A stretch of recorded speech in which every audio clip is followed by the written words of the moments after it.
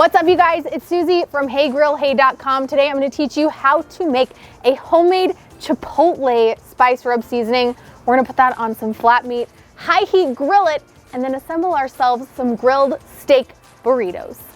I'm already hungry. Let's do it.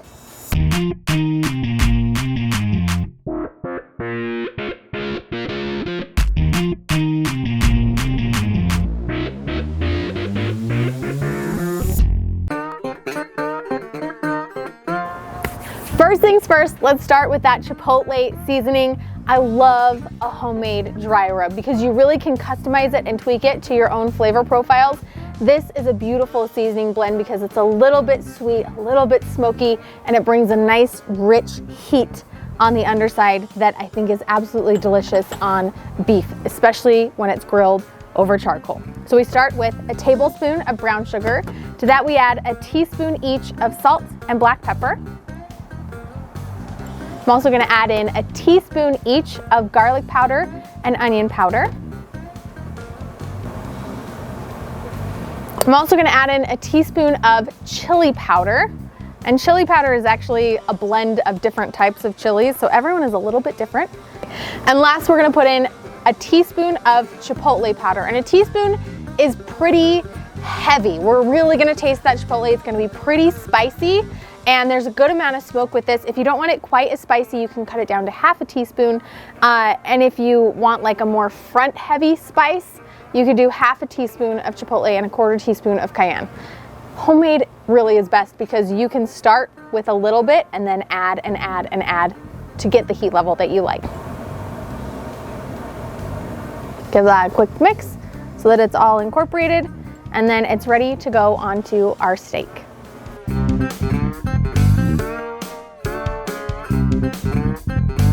That's spicy. Woo!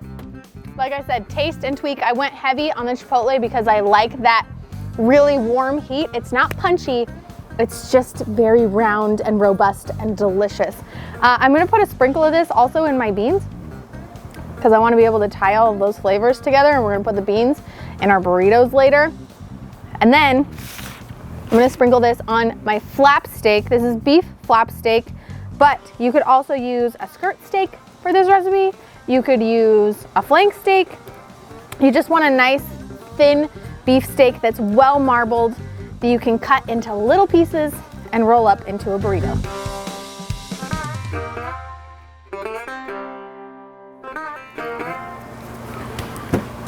Now use your hands to press the seasoning in. We don't want it all falling off as soon as we put it onto the grill.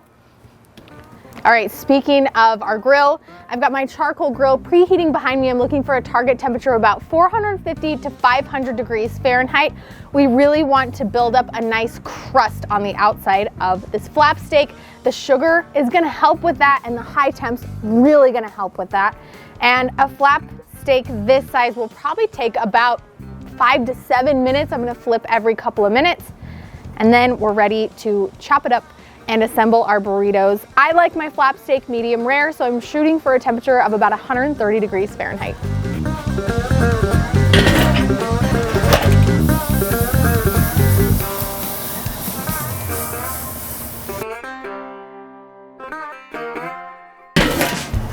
A couple minutes in, we're gonna give our steak a little bit of a flip, and I've got a few burrito-sized tortilla shells wrapped up in foil. I'm just gonna nestle on the outside, indirect heat, so they can start warming through.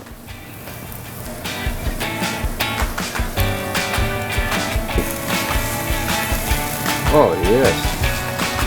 Okie dokie. All right, we're gonna let our steak rest for just a minute, but in the meantime, I'm gonna start assembling my burrito with my warm tortilla shells.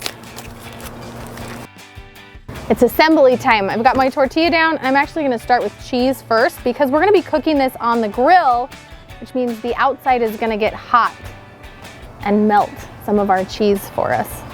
We're also gonna add some of our Chipotle seasoned black beans, but you can use refried beans or pinto beans, whatever your favorite beans are.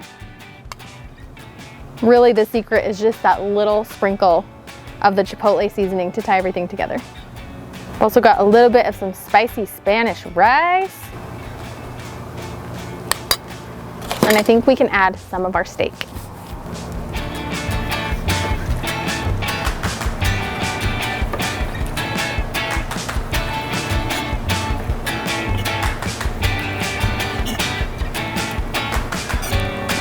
Oh, I mean, the beautiful part of a homemade burrito is you can put as much steak on there as you want to. Double meat? Okay. That looks like it might be enough.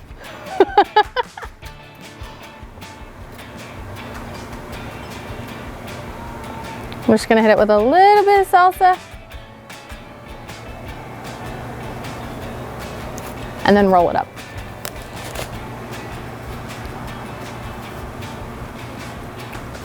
Next step is to get our burrito on the grill for just a couple of minutes.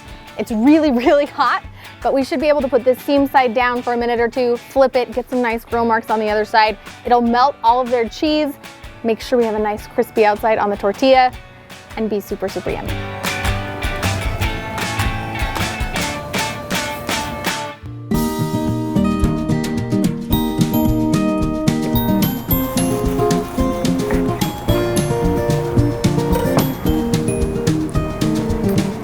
I mean, that's a hearty, crispity, crunchity burrito. And the Chipotle seasoning is really what's gonna set it apart. Now, of course you can add sour cream or lime or cilantro or guac, but I think I'm just gonna eat it just like it is.